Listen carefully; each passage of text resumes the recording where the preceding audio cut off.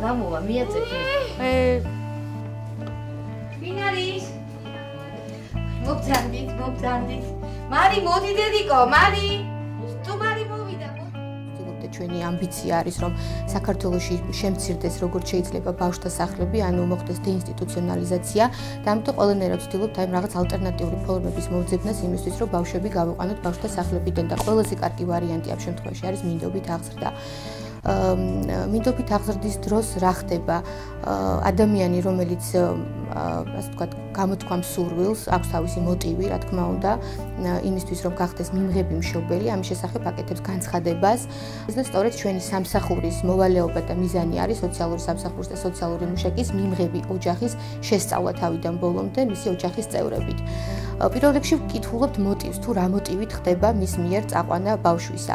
თუ ხდება ჯანმრთელი ბავშვის გადაყვანა მინდობით აღზრდაში, ამ შემთხვევაში გადაეცემა მიმღებ ოჯახს 200 ლარი, ხოლო თუ არის ბავშვის შეზღუდული შესაძლებლობების, აქვს ჯანმრთელობის პრობლემა, ამ შემთხვევაში მას გადაეცემა 300 ლარი. ანუ სახელმწიფოს მიერ ხდება ამ პიროვნების დაქირავება ამ სამსახურისათვის.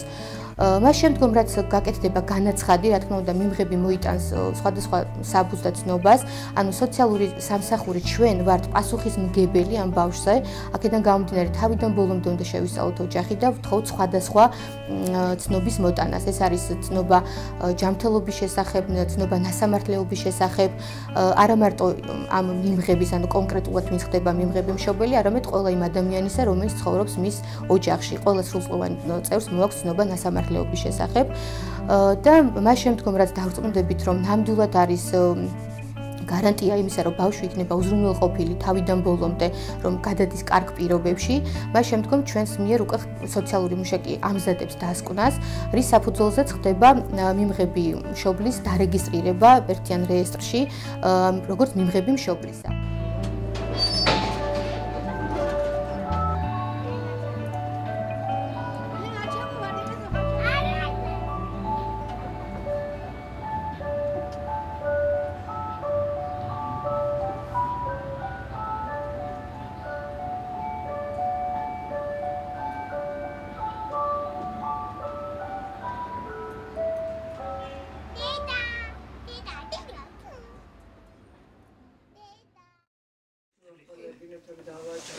აი 20 ოჯახიდან 20 ბავშვიდან ანუ 16 არის ეს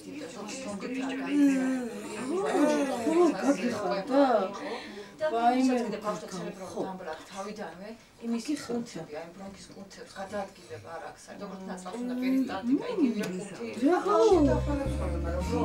ძალიან უჭირდება. აი ესე ვერ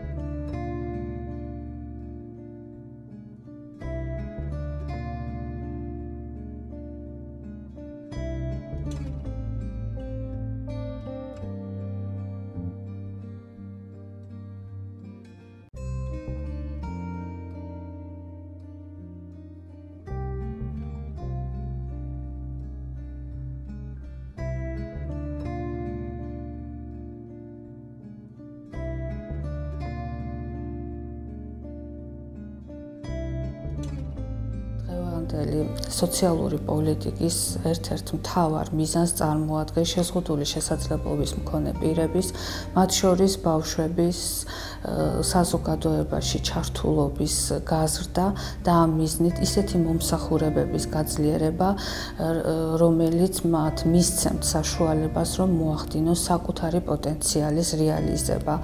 ასეთი მომსახურებები დღეს საქართველოში არის შეზღუდული შესაძლებლობის მქონე პირთათვის დღის კულტურის ცენტრები, ასევე სათემო ორგანიზაციები და შეზღუდული შესაძლებლობის მქონე პირთა პანსიონატები. შეზღუდული შესაძლებლობის მქონე პირებთან სოციალური მუშაკი აქტიურად არის ჩართული. იგი ახდენს შეზღუდული შესაძლებლობის მქონე პირების შეფასებას, მათი საჭიროებებს გამოკვეთავს და ასევე ახდენს ინდივიდუალური განვითარების გეგმების შედგენას, თანადგომის ქსელის გაძლიერებას. ამავე დროს სოციალური მუშაკი მუშაობს შეზღუდული შესაძლებლობის მქონე პირების სოციალური ფუნქციონირების გაუმჯობესებაზე და ეხმარება მას სხვადასხვა რესურსის მოპოვებასა და გამოყენებაში. არასამთავრობო ორგანიზაცია პირველი ნაბიჯი საქართველოს დაარსდა 1998 წელს, ხელშემსახურებით 30 ოჯახს და სხვადასხვა სახის მომსახურებაზე საუბარი, ანუ წარმოედგინოთ რა ხდება ხა სოციალური მუშაკი, რა აკეთებს პირველად შეფასებას, თქვათ მე ხდება გამოყოფა საჭიროებების რაც ოჯახს ჭირდება და ერთობა შესაბამის პროგრამაში. კი, აბა მგელი სადაა? გოჭი რომელია, აბა, გოჭი რომელია, შეგიძლია მაჩვენო.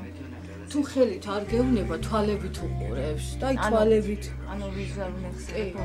ძალიან. ესე თვალები, აბა მგელი ვაკო, სად არის? ჩვენ ხო ვკითხულობთ ხოლმე ვაკო.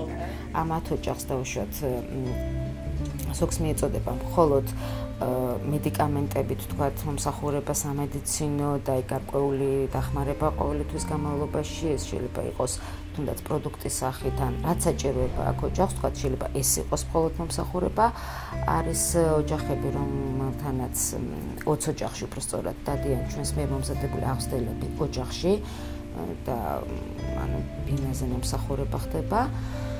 და აქედან ეს 30-ვე ოჯახი ასევე ჩართულია ზოგადად ჩვენთან დღეს ცენტრში. ან ხდება მათთვის გარკვეული სკოლების ან დღეს ცენტრის ან ბაღის ან შერჩევა. წავიდა, კარგად გქონთ.